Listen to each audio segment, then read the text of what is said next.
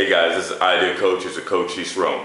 We're on the weight classes episode 23A, the preview to UFC FUEL 6, which is headlined by Richard Franklin versus Kung Le in the main event. Now, I have not been doing these things in a very long time, ever since UFC 148, which was Silva versus Sonnen 2, mainly because fighting has sucked so bad since that time.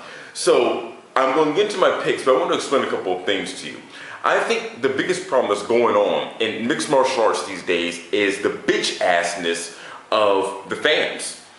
Everyone's been talking about, all the different injuries have been plaguing the UFC fighters, and they've been blaming the fact that there's more UFC events that's diluting the cards. However, no one's been putting the ones and twos together when it comes to the use of testosterone replacement therapy and all these different injuries. This new type of, I'm just going to flat out say it, cheating has probably created a new problem when it comes to cycling off, this steroid.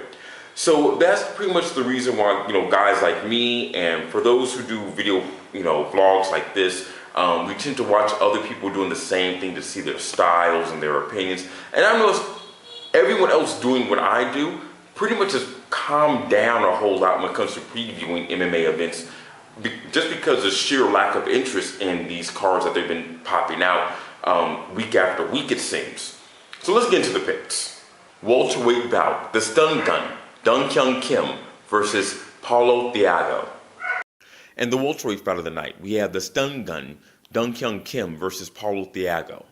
Now, Paulo Thiago has been completely screwed ever since he landed that flash, controversial technical knockout victory over Josh Koscheck. Ever since that night, the perception of where he stands in the rankings has been completely screwed. Him, Huzamal Parahares, and Akiyama have all been fucked in terms of matchmaking and different various spikes in difficulty against their opponents. So now you have someone like Paulo Thiago facing against fighters that he should not really be fighting. Martin Kattman, Diego Sanchez. I mean, yes, he did beat Josh Koscheck, but at the same time, in the manner in which he did it, did not lead me to believe that he deserved to be in those upper echelon fights, which he did get to and then, subsequently lose. He's fighting against the Korean import in the stun gun. And the thing is this, stun gun has cardio issues. However, I don't think this fight's going to go to the end. I think the judoka is going to press him against the cage, do some damage, and probably about the middle of the second round, land enough blows to get the technical knockout victory. Lightweight bout, Takanori Gomi versus Matt Danzig. In a lightweight fight that's taking place 5 to 7 years too late, Takanori Gomi will be facing against Matt Danzig. That's not to say that this fight's not going to be entertaining, but I think everyone at this point knows that both of these fighters are shells of their former selves. If you were to take a prototypical fighter, one with average offense, average defense, average transitional skills, you'll probably end up with Matt Danzig. He's a decent fighter, but over the years, he's been racking up more losses than wins, and even though he is the winner of one of the Ultimate Fighter seasons, that has a lot to do with the fact that he was the most experienced fighter of that season by leaps and bounds over his competition.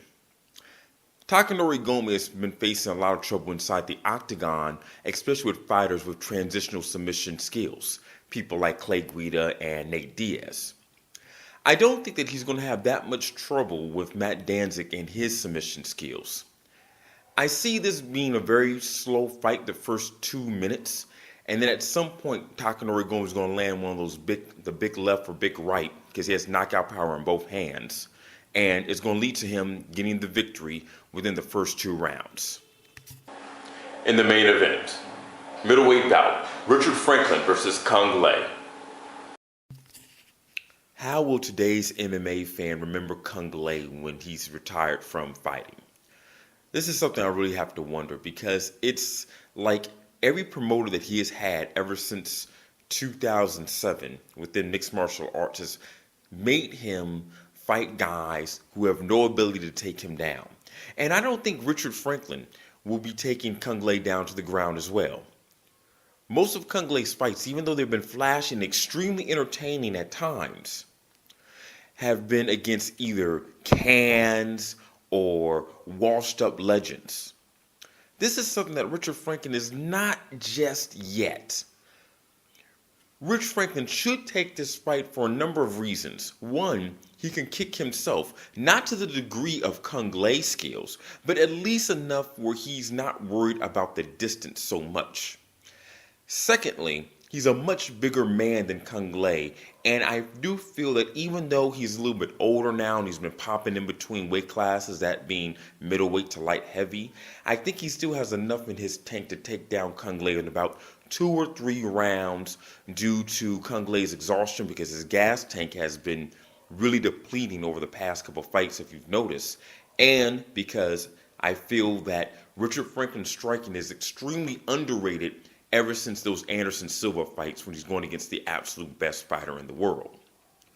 So I think it's going to be a very somber night for those in China.